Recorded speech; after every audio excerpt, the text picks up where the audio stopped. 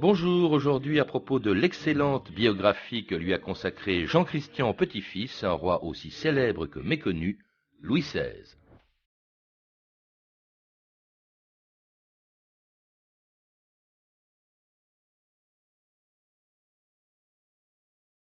J'aime mieux laisser interpréter mes silences plutôt que mes paroles. Louis XVI.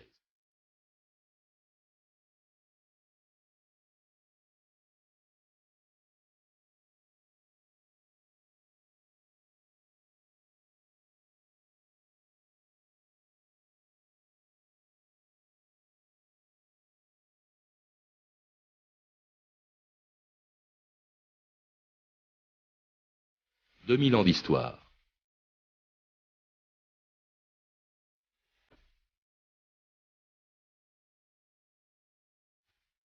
On sait que le soir du 14 juillet 1789, ignorant encore ce qui se passait à Paris, Louis XVI n'écrivit dans son journal qu'un seul mot, rien. Comme si rien ne s'était passé ce jour-là, rien, ce mot à lui tout seul, a servi à des générations d'historiens pour en conclure que Louis XVI n'avait décidément rien compris à la Révolution et qu'il était plus intéressé par la chasse ou sa passion pour les serrures que par les préoccupations et la misère des Français. Ce portrait réducteur d'un roi velléitaire, trop faible et influençable pour faire face à la Révolution, on le retrouve depuis plus de 200 ans dans presque tous les manuels scolaires et sous la plume de beaucoup d'historiens, y compris ceux qui ont cherché à le réhabiliter, en faisant un martyr. J'aime mieux laisser interpréter mes silences plutôt que mes paroles, disait un jour Louis XVI à Malesherbes, mais a-t-on jamais essayé de comprendre et d'écouter les silences et les paroles de ce roi, dont les derniers mots sur l'échafaud, le 21 janvier 1793, avaient déjà été rendus inaudibles par les tambours de la garde nationale. Je meurs, innocent de tous les crimes dont on m'accuse. Je pardonne à ceux qui sont coupables de ma mort. Et je prie Dieu pour que le sang que vous allez répandre ne retombe jamais sur la France.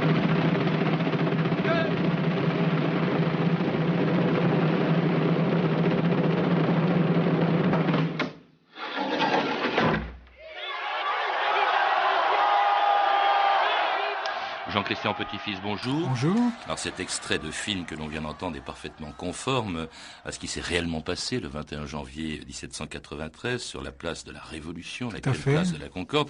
Vous le rappelez d'ailleurs dans votre biographie de Louis XVI, qui a été saluée par tous les critiques parce que elle nous fait découvrir un homme qu'on croyait connaître.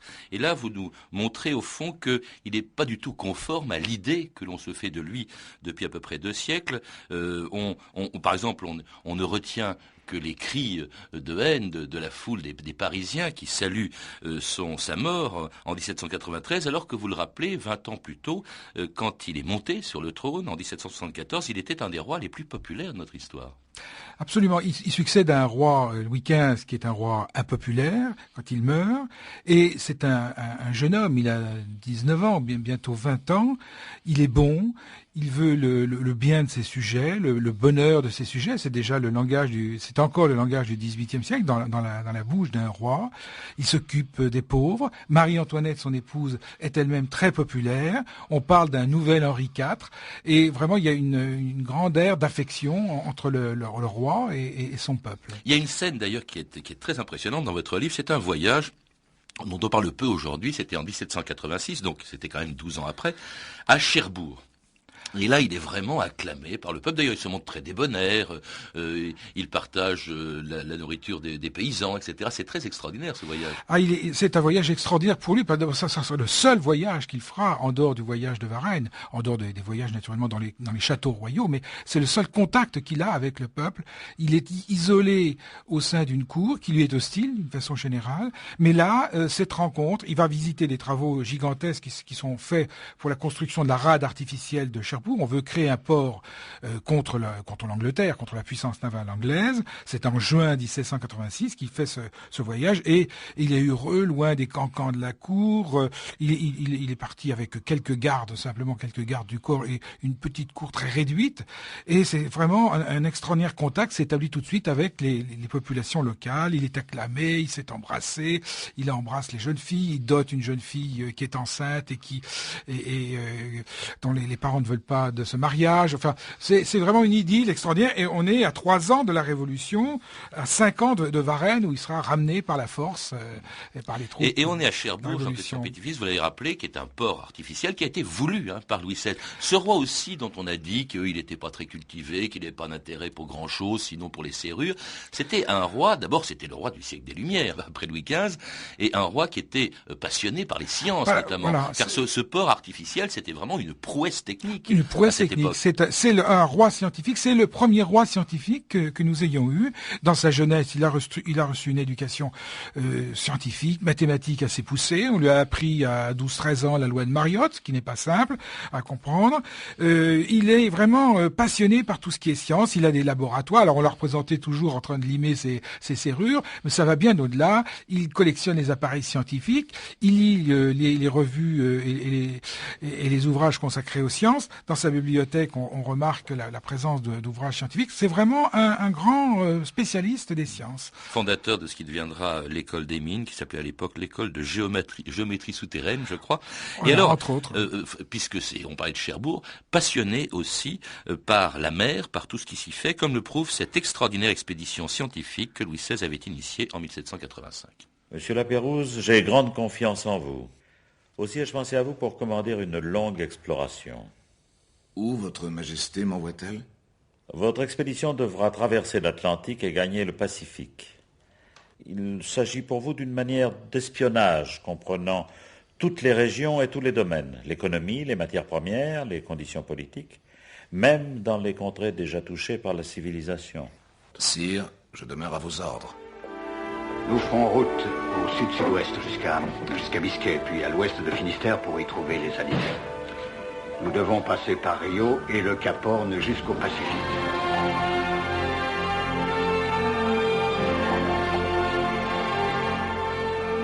Et c'était le départ de Lapérouse dans le Pacifique en 1785, une expédition qui se terminera, on le sait, tragiquement. On dit d'ailleurs que sur l'échafaud, Louis XVI avait demandé des nouvelles de Lapérouse. Oui, alors c'est pas sur l'échafaud. Ou à veille, enfin, c'est quelques jours avant de mourir. Il demandait encore des nouvelles de Monsieur de Lapérouse, dont on n'avait aucune nouvelle.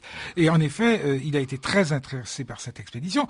Il a lui-même rédigé une partie des instructions destinées à Lapérouse. Lapérouse, c'est en fait une anticipation d'expédition d'Égypte faite par Bonaparte, où on voit des savants, on voit... alors l'expédition d'Égypte est beaucoup plus importante du point de vue recherche scientifique. Il reste que cette recherche est très importante et pour la France. On veut bien sûr concurrencer l'Angleterre dans ces mondes lointains, mais il y a aussi un but scientifique.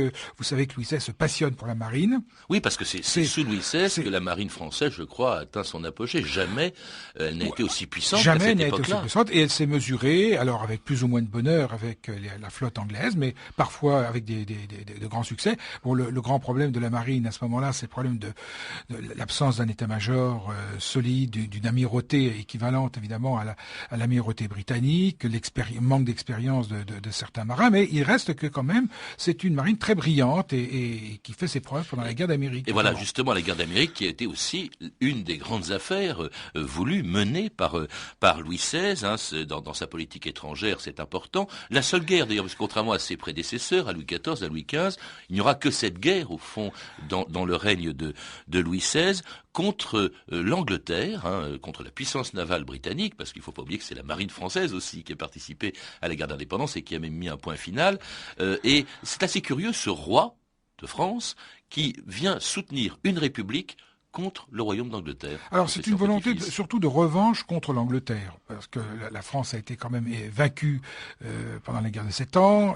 Elle a eu ce traité de Paris de 1763 qui lui a fait perdre le Canada, les possessions dans les Indes.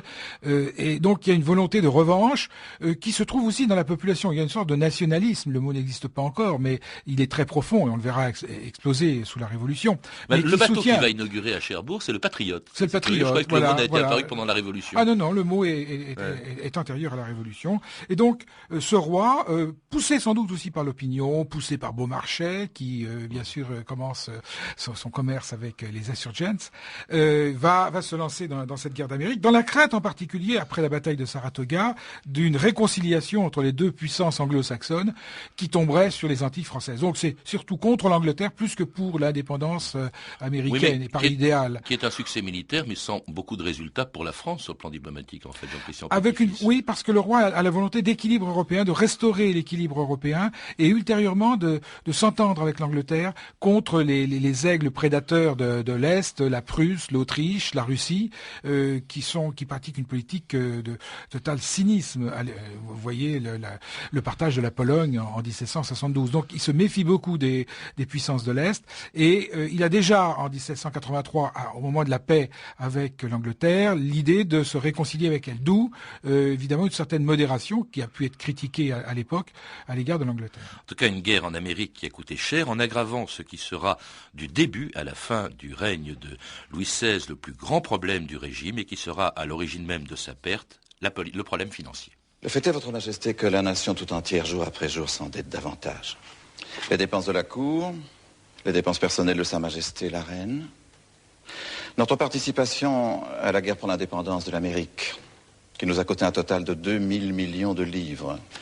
Pour être honnête, Votre Majesté, les perspectives sont peu encourageantes. Quel est votre avis, Monsieur Necker? Franchement, sire, nous avons deux options. La première est de désavouer nos dettes et d'en ignorer les conséquences. Non, Monsieur Necker. Votre seconde option? Convoquer les États généraux, sire. Mais nous n'avons pas recouru à cette extrémité depuis 150 ans, Monsieur Necker. Sire, c'est inévitable.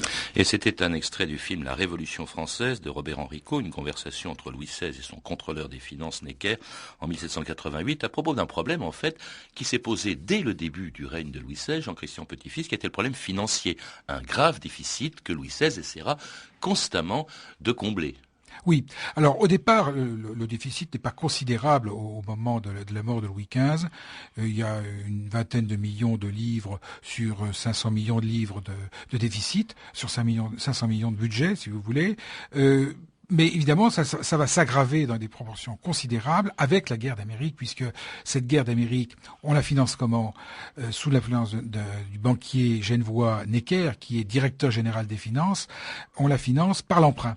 Ce qui est en fait en soi une maladresse parce que la population française qui était très nationaliste, qui voulait cette guerre contre l'Angleterre, était prête à payer davantage d'impôts directs, notamment la taille, pour financer cette guerre.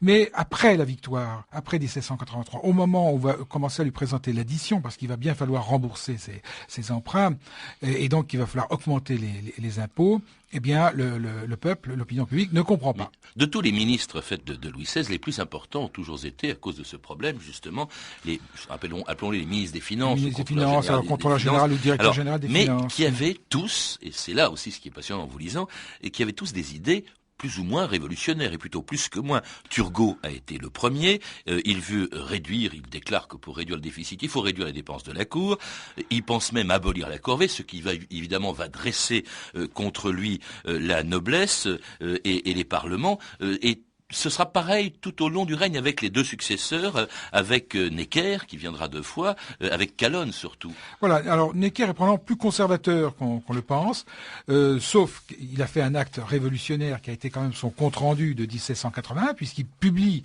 les dépenses de la Cour, les dépenses du budget, il donne véritablement il livre à l'opinion ce qui restait secret. Et vous savez que dans la monarchie, le cœur de l'État, le système politique lui-même doit rester secret. Toute la politique du roi, c'est le secret du roi. Et mettre le budget de l'État livrer dans l'opinion ce budget, c'est un acte révolutionnaire. Et tous ceux d'ailleurs qui vont faire échouer toutes les réformes, cette contre-révolution aristocratique qui est folle de rage. Voilà, il y a une réaction aristocratique extrêmement violente qui, en fait, a commencé dès la mort de Louis XIV en 1715, qui s'oppose aux réformes royales. Louis XVI est un roi réformateur, c'est pas un roi conservateur comme on nous le présente très souvent.